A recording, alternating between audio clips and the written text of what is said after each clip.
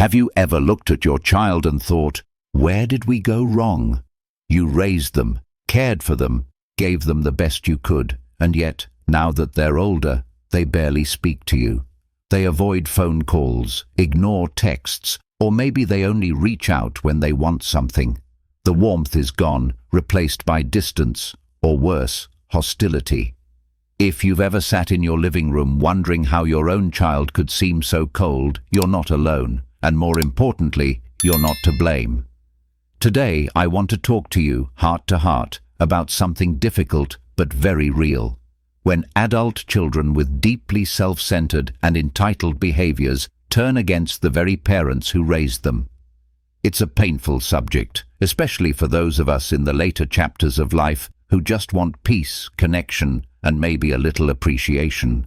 But understanding the reasons behind their behavior can help you release guilt, make sense of what's happening, and find emotional freedom. Let's begin with one of the most overlooked truths. Children who are highly self-absorbed, manipulative, or emotionally entitled often have a deep problem with your emotional stability and innocence. That might sound strange at first, but stay with me.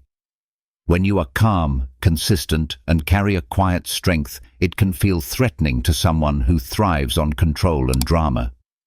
If you've always been the steady hand in the storm, the one who didn't shout back or get swept up in emotional chaos, that strength may have irritated them more than you realized. Because they couldn't shake you, because you wouldn't stoop to their level, they saw that as weakness or even rejection.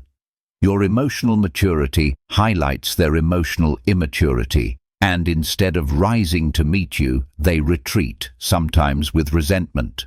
Even your natural innocence can be a target.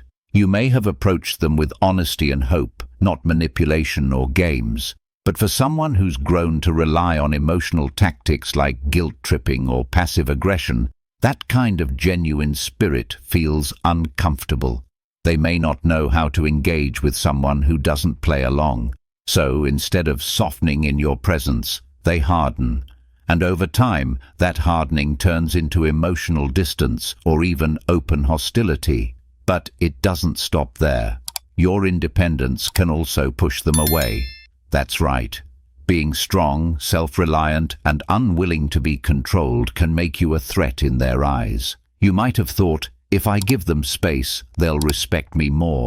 Or, if I don't interfere, they'll appreciate my boundaries. And in a healthy relationship, that would be true. But in the eyes of an adult child who is deeply self-centered, independence isn't seen as respect, it's seen as defiance. Maybe you decided not to offer unsolicited advice. Maybe you learned to say no when they demanded something unreasonable. Or maybe you chose to start living for yourself after years of putting them first. Instead of applauding that, they saw it as abandonment. They accused you of being selfish, cold, or out of touch. In reality, you were simply choosing peace. But peace isn't profitable to someone who thrives on control. There's a quiet power in being a parent who doesn't beg, chase, or plead. And unfortunately, some deeply self-centered children resent that power. They'd rather you be dependent, apologetic, and easy to manipulate. When you're not, when you stand tall in your truth, they may twist the narrative, casting you as the villain simply because you dared to grow stronger. Then come the moments, those important, defining moments when you finally stood up for yourself. Maybe it was the time you pushed back against unfair treatment, or the day you calmly said, "Enough is enough." For some, it might have been the decision to stop tolerating the yelling, the guilt trips, or the emotional roller coasters. Whatever it was, that moment of self-advocacy might have been the last straw for them. Children who are extremely self-focused don't handle boundaries well. To them, your no doesn't mean no. It means, how dare you? They take it as a personal attack. They might accuse you of being mean, unloving, or even abusive, when all you did was draw a healthy line. It's a painful irony. The more you try to heal, the more they accuse you of hurting them. And if you've ever been blamed for things that weren't your fault, things you never even said or did, that's not uncommon. They might rewrite history to protect their ego, painting you as controlling, cold, or unavailable, even if you were the one who held everything together for years. Don't let those false narratives weigh on your heart. The truth is, the moment you began to value yourself enough to say no, they saw a version of you they couldn't control anymore, and that scared them. Of course, as time went on, your world may have expanded too. You started forming connections outside of them, maybe with neighbors, friends, your church community, or even a support group. And guess what? They didn't like that either. You were no longer centered around them, no longer orbiting their emotional needs. You had other voices speaking life into you, people who saw your goodness, people who affirmed your strength. And that, my friend, is often enough to make a deeply self-centered child turn away. They don't want to share you. They don't want to compete with others for your attention, affection, or loyalty. Even your happiness, if it doesn't include them, can feel like a betrayal to them. It's hard to imagine, I know, but sometimes when you begin to thrive, they begin to unravel. Not because you're doing anything wrong, but because they no longer hold all the power. You may have been told that you're selfish for having friends, or judged because you chose to go on that trip, join that book club, or spend your holidays differently. The truth is, you're finally living, and that makes them uncomfortable. You've built a life that isn't centered around their moods, their schedules, or their approval. That's freedom. But to them, it feels like rejection. It's a strange kind of grief to lose connection with a child you raised, especially when you've done your best. But the grief is not yours to carry alone. You didn't fail because they pulled away. You didn't fail because they twisted your boundaries into betrayal. Sometimes people change. Sometimes they get lost in their own dysfunction. And sometimes all you can do is step back and protect your peace. What matters most now is that you don't lose yourself in the process. You've lived too much life, given too much love, and weathered too many storms to let one broken relationship define your worth. There's a strength in you that's still standing, and it deserves to be honored, not diminished. Now that we've opened this conversation and looked at some of the reasons why deeply self-centered children might turn against their own parents, let's continue exploring this in more depth. Sometimes the hardest part isn't just the silence. It's realizing that the silence was chosen. When your adult child starts avoiding you, not because they're too busy, but because they've made a decision to pull away, it can feel like a cut that never fully heals, and you sit with questions that keep you up at night. What did I do wrong? Why don't they want me in their life? If you've wrestled with those thoughts, I want you to hear this loud and clear. You are not crazy, and you are not alone. As we continue unpacking why deeply self-centered children often turn against the very people who raised them, there's one pattern that shows up more than we'd like to admit. It's when your needs become inconvenient to them. Now, that might sting to hear, but let's talk about what it really means. See, when you raised your children, you probably poured yourself into them without holding back. You stayed up late when they were sick, helped with school projects, bought what they needed, even if it meant sacrificing for yourself. You were the steady hand. But now that you're older, maybe you need some help. Not a lot, just a little understanding. Maybe a ride to an appointment, a phone call to check in, or even just someone to listen. That's not too much to ask, is it? But to an adult child who is deeply self-centered, even your smallest needs can feel like a burden. Why? Because in their mind, the focus is supposed to stay on them. The moment it shifts, when you ask for something, when you express an emotion, when you show vulnerability, it disrupts the image they have of you as a never-ending giver. And instead of meeting you with empathy, they retreat with annoyance. You may have heard things like, "I don't have time for this," or "You're too needy," even though you've barely asked for anything. Maybe they roll their eyes when you talk about your health or your finances, or maybe they avoid conversations altogether if it requires them to show up for you in a real way. The painful truth is, children who are self-absorbed often only want relationships that serve them. When that dynamic flips, even slightly, they get uncomfortable, sometimes even angry. And so you start shrinking yourself. You don't mention your bad days, you pretend everything's fine. You tiptoe around them just to keep the peace.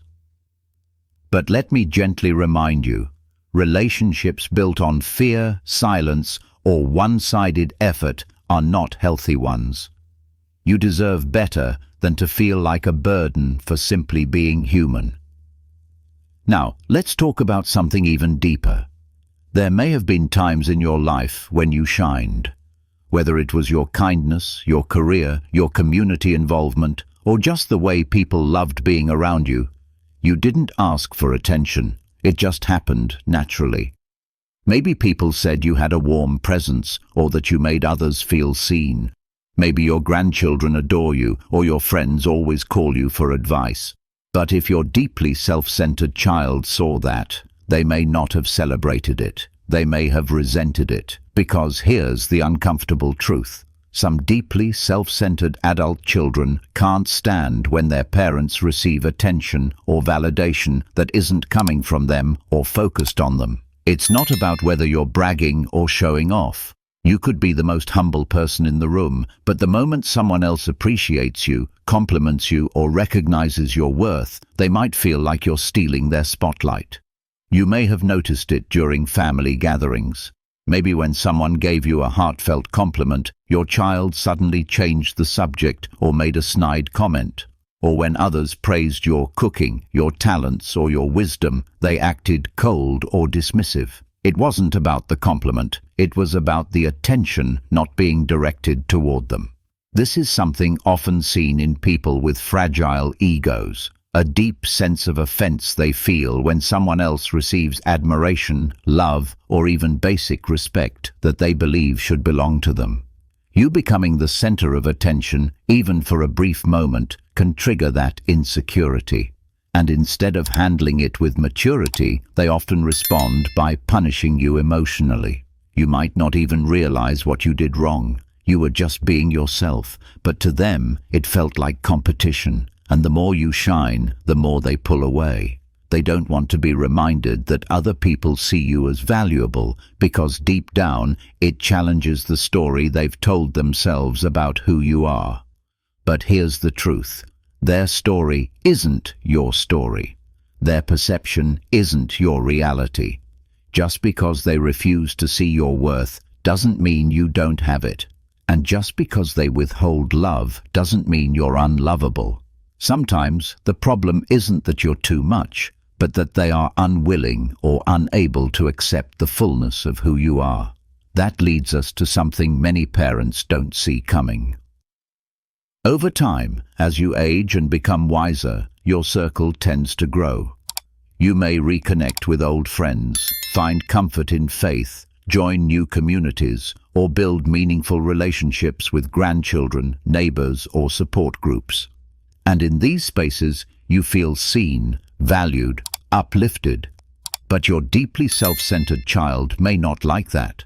They see these new influences not as sources of joy, but as threats. Because if someone else is speaking into your life, offering support, or becoming a trusted presence, they no longer control the narrative. They lose their grip. And to someone who is used to having emotional power, that feels like betrayal. You may have been told, "Don't listen to them," or "They're just trying to turn you against me," even when those people were simply kind and helpful. You might have felt pressure to choose sides, even when there were no sides to pick. That's what deeply self-centered children often do. They isolate, they manipulate, and they use guilt as a leash. But you're stronger than that now. You've earned the right to surround yourself with people who treat you with dignity. You don't need to apologize for seeking joy, or for accepting kindness, or for growing beyond the version of yourself they're comfortable with. That growth is sacred. That peace is priceless. I know it hurts when your own child doesn't cheer for you. It's the kind of pain that words can't always describe. But I want you to hear this from someone who truly sees you. Your story doesn't end with their disapproval. You're allowed to rise, to connect, to belong. and to live a life that's full, even if they choose to stay empty. Let's keep going. There's something especially heartbreaking about realizing that the more you grow, the more your child pulls away. And not because you did anything harmful, but because you started living in your truth, loving who you are, building a life that doesn't revolve around pleasing them and refusing to let their moods control your day. That kind of self-respect can upset someone who expects everything to be about them. It's not just the freedom you found that unsettles them. It's the influence others now have in your life. Influence that used to belong to them. Maybe you've got new friends at church who speak into your life with wisdom and care. Or maybe a neighbor checks in on you more often than your own child does. Perhaps you've been attending workshops, support groups, or just enjoying conversations with people who value your story. And little by little, you've stopped depending on your child for emotional validation. Now, here's what you need to know.